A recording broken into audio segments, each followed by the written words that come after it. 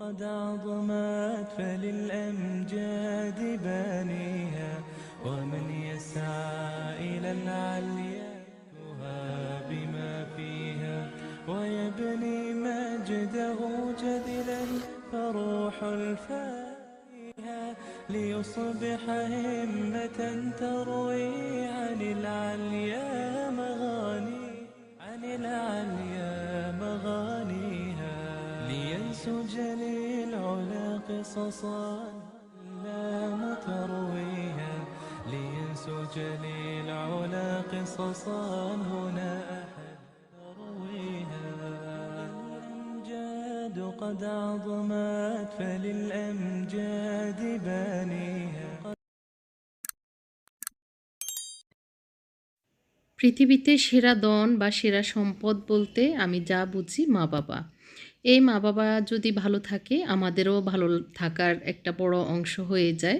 আর মা বাবা যদি একটুখানি অসুস্থতা বা একটুখানি দুঃখে থাকে তখন সন্তানদেরও আর ভালো লাগে না। মা বাবাকে সুখে রাখার জন্য আমরা চেষ্টা করি যেভাবে ওনারা ভালো থাকবেন সেইভাবেই রাখার। আল্লাহর সৃষ্টি বড়ই বিচিত্র। একসময় মা বাবা সন্তানদেরকে টেক কেয়ার করে বড় করে, আবার সেটারই বিপরীতে আবার উল্টে যায়। একসময় আবার সেই সন্তানেরাই মা বাবাকে টেক কেয়ারের জন্য আপ্রাণ চেষ্টা করে।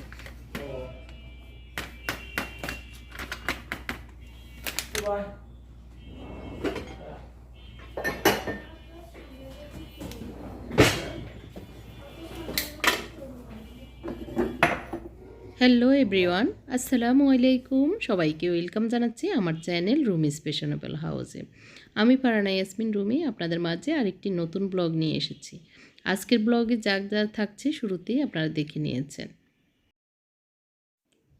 তো একটু শরীরটা ভালো ছিল না, দুপুরে খাবার খেয়ে একটু ঝিমিয়ে পড়েছিলাম, আমার হাজব্যান্ডও আমরাও, ঘরের সবাই আর কি, যার কারণে জামাতটা ধরতে পারেনি কেউই।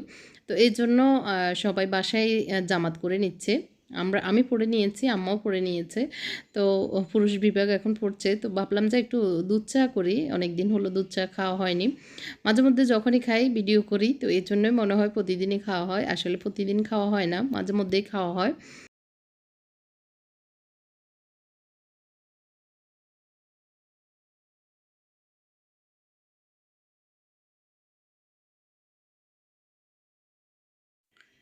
আসলে আমাদের উপরে নিচে একটু দৌড়াদৌড়ি করতে করতে আমাদের শরীরটা টায়ার্ড হয়ে গেছে, বাপ মেয়ের আর কি। তো বাবাও একটু ঝিমিয়ে পড়েছিলেন, যার কারণে উনিও আসতে একটু দেরি হয়েছে। তো এসে আবার জামাতটা ধরছেন, ওনারা সবাই নামাজ পড়তেছিল আর আমি আমার চাটা করে নিয়েছি। গত কিছুদিন থেকে আপনারা শুনছেন যে আমার আম্মা অসুস্থ। আসলে অসুস্থ, উনি ভালোই হচ্ছেন না কেন যেন। তো আগামী দিন ইউনাইটেডে ওনার বড় একজন গেস্ট লিভারের ডাক্তার সিরিয়াল দেওয়া হয়েছে। ওনার সিরিয়াল আরও 14 তারিখেই ছিল, ওই ডাক্তার আবার কেন ক্যান্সেল করেছে, যার কারণে আর দেখানো হয়নি। তো এখন আগামী দিন অনেক তদবির করে ওই সিরিয়ালটা দেওয়া হয়েছে। তো আগামী দিন ডাক্তার দেখাতে যাব, এই আর কি। সবাই দোয়া করবেন। আসলে আম্মা বাবার কিছু হলে আসলে আমরা যারা মা বাবা ভক্ত তাদের ভালোই লাগে না। আমার বড় ভাই তো একদম মানে অস্থির হয়ে আছে, সারাক্ষণ ফোন দিয়ে কী অবস্থা, কী ডাক্তার, যত টাকা লাগুক যত কিছুই হোক যেন ডাক্তার দেখিয়ে আম্মাকে ভালো করে করাই ফেলি, এই আর কি। যেহেতু দূরে আছেন, দায়িত্ব আমাদের উপরেই। এই জন্য সারাক্ষণ টেক কেয়ারে রাখেন, কথা বলেন, সাহস সান্ত্বনা দেন, এরকম আর কি। তো আসলে আম্মা বাবার চেহারা যদি কালো দেখা যায় তখন আর ভালো লাগে না, কেন মানে কালো হচ্ছে, চেহারা এত মলিন কেন। গত কিছুদিন আম্মার মুখ একদম সাদা সাদা হয়ে, মানে মনে হয় না মুদ্রার চেহারার মতো এরকম হয়ে গেছে।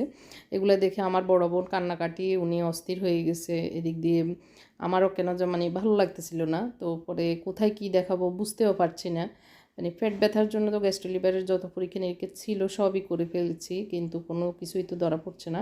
আর আমাদের বাংলাদেশে তো অনেক সময় অসুখ থাকলেও ধরা পড়ে না, আবার না থাকলেও অনেক কিছু ধরা পড়ে। এটাও আবার মানে একটা সন্ধিহানের ভিতরে থাকি। তো এই তো আমরা চা খেয়ে একটু এই বাসায় এসেছি, একটু দেখে টেখে এখন মাগরিবের আজান দিচ্ছিল, চলে আসছি। তো যার কারণে আম্মা বাবার চেহারা একটু মলিন দেখলে আমাদের আর ভালো লাগে না আর কি। তো ডাক্তার দেখাবো ইনশাল্লাহ আগামী দিন, দেখা যাক কী হয়, এই আর কি। আজান দিয়ে দিয়েছে, নামাজ পড়ে নিচ্ছি। সবাই আমার আম্মার জন্য একটু দোয়া করবেন, খাস করে সবাই দোয়া করছেন জেনে আমার আম্মাও খুশি, এই আর কি। অনেকেই বলছেন ঝাড়ফুঁক, তারপরে একটু হুজুর দেখানো, আবার হচ্ছে জাহাঙ্গীর ডাক্তারকে দেখানো। জাহাঙ্গীর ডাক্তারকে আমরা আগেই দেখিয়েছিলাম। এখানে জাহাঙ্গীর ডাক্তারের দেখানোর মতো আমরা মানে বেশি একটা মনে করছি না। জাহাঙ্গীর ডাক্তার আসলে আমাদের এলাকায় ছিলেন 12-14 বছর। আবার জাহাঙ্গীর ডাক্তারের আম্মা আমার আম্মার বান্ধবী ছিলেন। আবার জাহাঙ্গীর ডাক্তারের বড় বউ যিনি সাকমা, ওনার সাথে আমার বোনের বান্ধবিতা। তো সব মিলিয়ে আমাদের পরিচিত, সেই হিসেবে আমাদের আগেই শোনা হয়ে গেছে। তো এর জন্য এখন আর ওনার কাছে যাওয়াটা আমাদের বেশি একটা মানে প্রয়োজন মনে করছি না এই আর কি। তো যাই হোক, আপনাদের পরামর্শের জন্য এমনিতে অসংখ্য ধন্যবাদ। সবাই অনেক সুন্দর সুন্দর পরামর্শ দিচ্ছেন। আপনাদেরকে আল্লাহ যা দান করুক, এইটাই দোয়া করি। সন্ধ্যাকালীন একটু আমার রুমটা যে অবস্থায় থাকে সেটা একটু দেখিয়ে দিচ্ছি আর কি।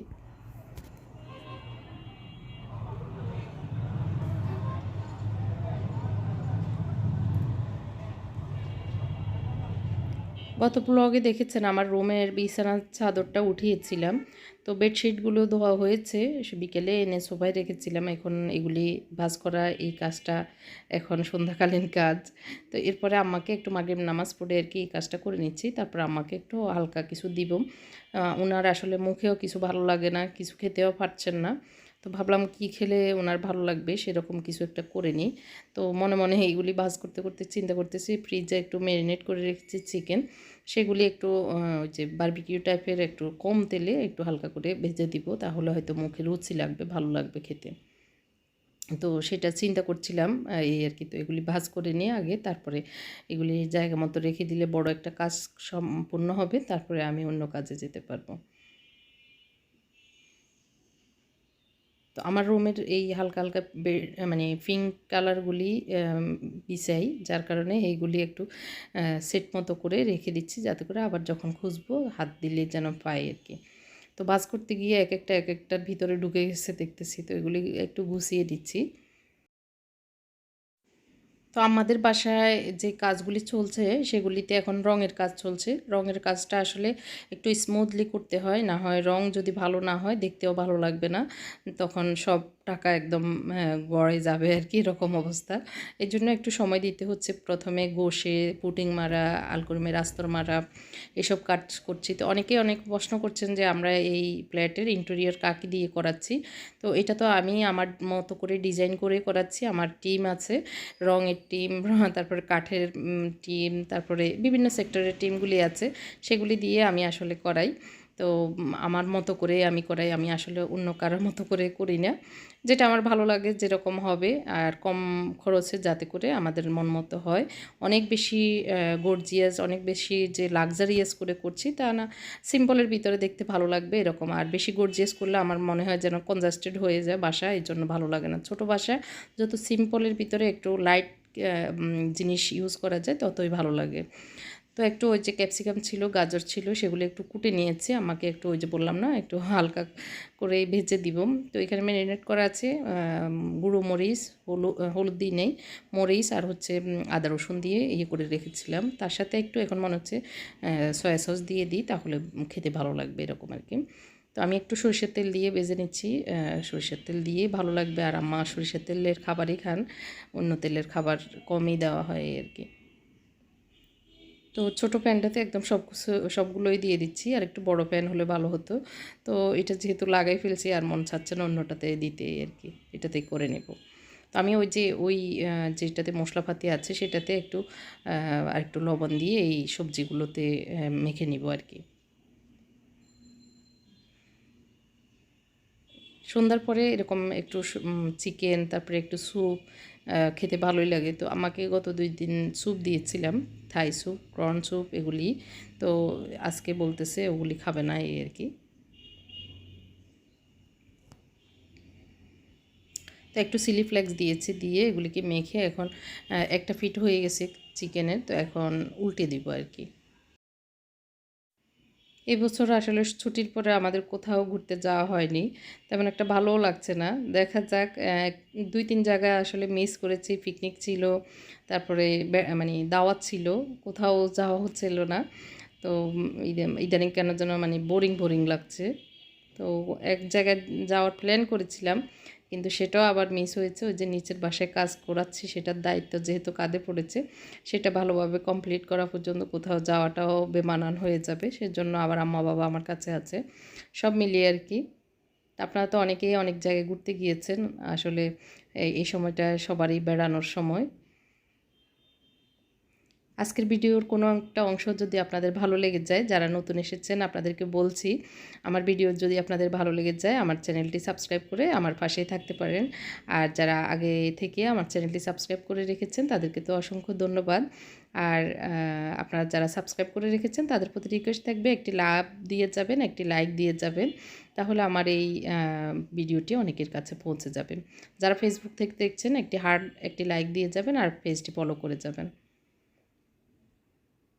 তো আমি একটু চিনি দিয়েছিলাম 1 চিমটির মতো এই সবজিগুলোর উপরে, তারপরে একটু চিলি ফ্লেক্স দিয়েছি, দিয়ে এখন একটু চিকেনগুলির সাথে ভালো করে মিক্স করে নিব আর কি, জাস্ট নেড়ে চেড়ে ভেজে নিব।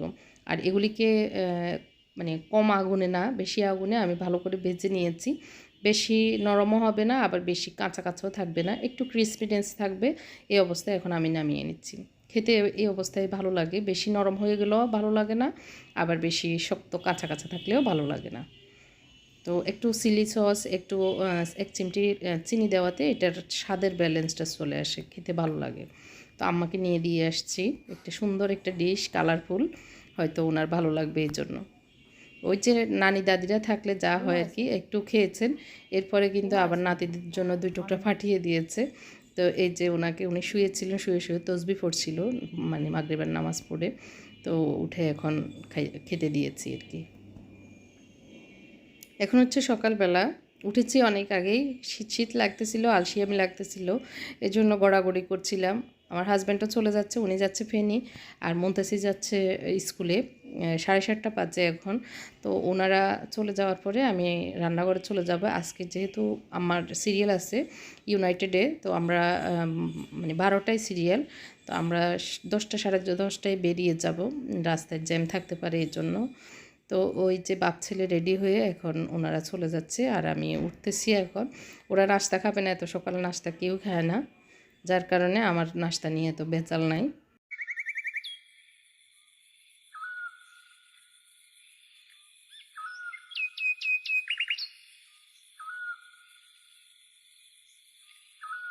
তো আমার সকালের যে কাজের মেয়েটা রেহানা, ও সকাল 7টায় চলে আসে। ও এসে ওর কাজগুলি করছে, থালাবাটি ধোয়া, নাস্তা বানানো সহ কুটাকাটি টুকটাক যেগুলি লাগবে আমার সেগুলি দেখিয়ে দিয়েছি, ও করতেছিল। এর ভিতরে ভাজি কুটা হয়েছে, ভাজিটা বসিয়ে দিচ্ছি। এখানে ফুলকপি আলুর একটু ভাজি, তো এখানে একটু মরিচ আর পেঁয়াজ একটু ভেজে নিয়েছি, তারপরে একটু হলুদ দিয়ে দিচ্ছি, সামান্য একটু লবণ দিয়ে দিচ্ছি, জাস্ট এটুকুই, আর কিছুই দেব না। এই হালকা মশলায় ভাজিটা ভালোই লাগে খেতে সকালবেলা।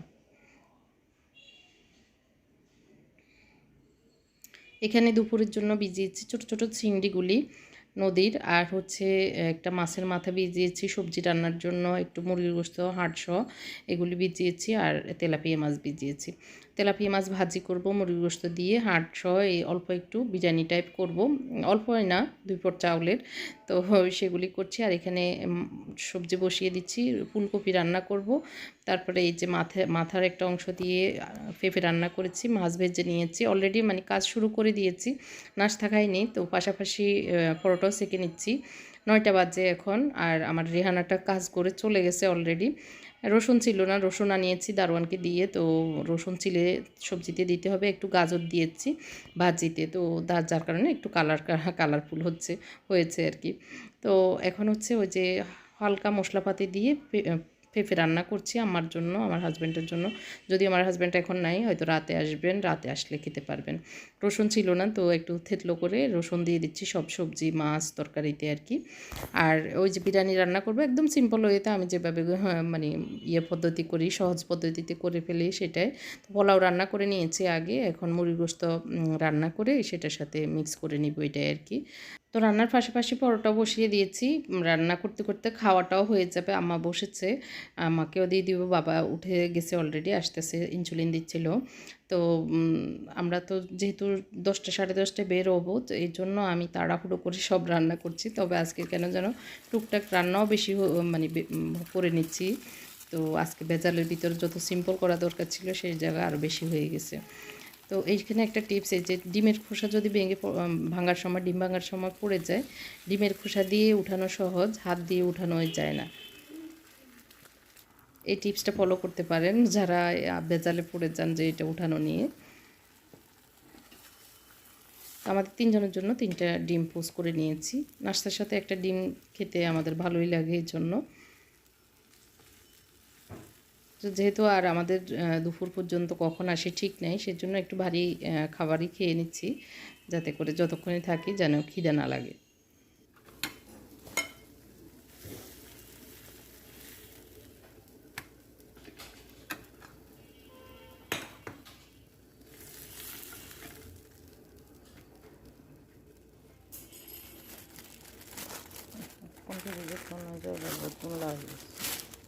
এদিক দিয়ে পরোটা সেঁকতেছিলাম, আরেক দিদি ওই দিক দিয়ে আমার যে পেঁপেগুলো রান্না করছি সেগুলো হয়ে গেছে, তো একটু ধনিয়া পাতা দিয়ে নামিয়ে নিচ্ছি।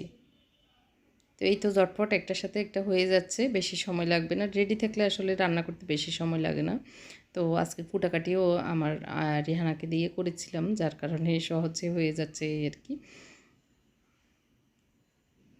তো আমাকে দিয়ে আমিও খেয়ে নিয়েছি, বাবা একটু পরে এসে খেয়েছে। এখন আমি ওই যে বিরিয়ানি রান্না করে ফেলছি অলরেডি। একটু উপর দিয়ে একটু গোলাপ জল দিয়ে দিচ্ছি, কেওড়া অথবা গোলাপ জল, কখনো দুটোটাই দিই। আজকে যা হাতে হাতে আসছে তাই দিয়ে দিচ্ছি আর কি, সামান্য একটু। তো আমার ছেলেরা গত 2-3 দিন থেকে বলছিল মানে ওই যে মাছ, তারপরে এমনি মুরগি আর ভালো লাগছে না খেতে, একটু অন্য কিছু করতে। তো ভাবলাম একটু ঝটপট বিরিয়ানি করে ফেলি, তো এর জন্য এটা করা। একটু কাঁচামরিচ দিয়ে দিচ্ছি, ওরা স্পাইসি পছন্দ করে এই জন্য। তো আমি একটু নিচেরগুলো উপরে দিয়ে উলট পালট করে আর কি দিয়ে একটু আগুন কমিয়ে দিয়ে আধা ঘন্টার মতো রেখে দিব, তাহলে সুন্দর একটু জর্জরা হয়ে সব কিছু ঢুকবে আর কি। একটু উপর দিয়ে ঘি দিয়ে দিব, তাহলে আর একটু স্মেল ভালো আসবে। পেঁয়াজ বেরেস্তা ছিল না, আমি একবারে পেঁয়াজ বেরেস্তা করে চিকেনটা রান্না করেছিলাম, তো যার কারণে উপরে আর দিতে পারছি না। ছোটো চিংড়িটাও রান্না হয়ে গেছে অলরেডি, সব রান্না শেষ। এই ছোটো চিংড়িটা হয়ে গেলে চুলাটা অফ হয়ে যাবে, আর কিছুই রান্নার নাই। তো এখানে যা যা করছি একটু দেখিয়ে দিচ্ছি। সকালের ভাজি আছে অনেকগুলোই, তারপর মাছ ভাজি করে নিয়েছি, তারপর হচ্ছে ওই যে ফুলকপি দিয়ে মাছের মাথা দিয়ে আলু দিয়ে রান্না করেছি, পেঁপে রান্না করেছি, আর হলো বিরিয়ানি, ছোটো মাছ চিংড়ি মানে ছোটো চিংড়ি রান্না। এই ছিল দুপুরের খাবার। এরপর আমরা রেডি হয়ে বেরিয়ে গেছি অলরেডি। মোত্তাকি আমাদের সাথে যাচ্ছে, ওর ইউনিভার্সিটি আছে, ও বসুন্ধরায় যাবে আর আমরা গুলশান যাব। তো ও আমাদেরকে ওর নানুকে ধরে টরে নামানোতে লাগবে, এর জন্য ও আমাদের সাথে যাচ্ছে আর কি। মানে ওর ইউনিভার্সিটি আছে এই জন্য ও ওদিকে যাবে আর আমাদেরকেও একটু হেল্প করবে এরকম আর কি। তো অনেক জ্যাম ছিল রাস্তায়, জ্যাম ট্যাম পার হয়ে এখন জায়গা মতো পৌঁছে গেছি অলরেডি। এখন আমরা ইউনাইটেড ঢুকতেছি গেটে। হালকা পাতলা জ্যাম ট্যাম ঠেলে আর কি, সিরিয়াল ছিল। তো আমাদের 12টায় সিরিয়াল ছিল, তো আমরা 12:30 বেজে গেছে অলরেডি আসতে আসতে। সোনালি রোদে গাঁদা ফুলের উপরে পড়াতে এত বেশি ভালো লাগছিল দেখতে। এই হসপিটালের সামনের পরিবেশটা খুবই সুন্দর ছিল, একদম মনে হচ্ছে যে বাইরের কোনো একটা দেশে এসেছি এরকম। খুবই নিট অ্যান্ড ক্লিন এরকম আর কি। তো আমাকে নিয়ে যাচ্ছি আমরা উপরে, কারণ হচ্ছে 6 তলায় লেভেল 6-এ বসেন আর কি ডাক্তার। তো আমার আসলে পেটের ব্যথা তো আছে, তার সাথে সাথে পেটের যন্ত্রণা, যার কারণে একদম নরম হয়ে গেছে আম্মা। এই যে আর এমনিতে আম্মা একটু ওই যে অস্থিরতা, যে কোনো কিছু নিয়ে টেনশন পেরেশানি করে। আমার বাবা আবার ঠিক আছে, উনি টেনশন পেরেশানি কম করেন। ওনার মতো আমরা 2 মেয়ে হয়েছি, আর আমার আম্মার মতো আমার আম্মার 2 ছেলে হয়েছে। ওনারা শুধু টেনশন পেরেশানি করে বেশি, অসুস্থতা অনুভব করেন বেশি এই আর কি। তো আমরা ডাক্তার দেখিয়ে নিচে নেমে দেখতেছি নামাজ আজান দেওয়ার সাথে সাথে সবাই জামাতে দাঁড়িয়ে গেছে। এই দৃশ্যটা দেখে মানে কলিজা ঠান্ডা হয়ে গেছে। আমরা যে মুসলিম রাষ্ট্রে বসবাস করি সেটার একটা বড় নমুনা হচ্ছে এইটাই। তো এটা দেখে মানে ভালোই লাগছে এই আর কি। তো আম্মাকে ওই যে আমাদের গাড়ির দিকে নিয়ে যাচ্ছে, আর অনেকগুলো পরীক্ষা দিয়েছেন ডাক্তার, 13টা রক্তের পরীক্ষা আর সিটি স্ক্যান করতে বলেছেন। তো সেগুলি ওখানে আর করায়নি, অনেক টাকা ওখানে। তো এই জন্য বাসায় চলে এসেছে, এসে খেতে বসেছি নামাজ পড়ে আর কি। আল্লাহ হাফেজ, আসসালামু আলাইকুম।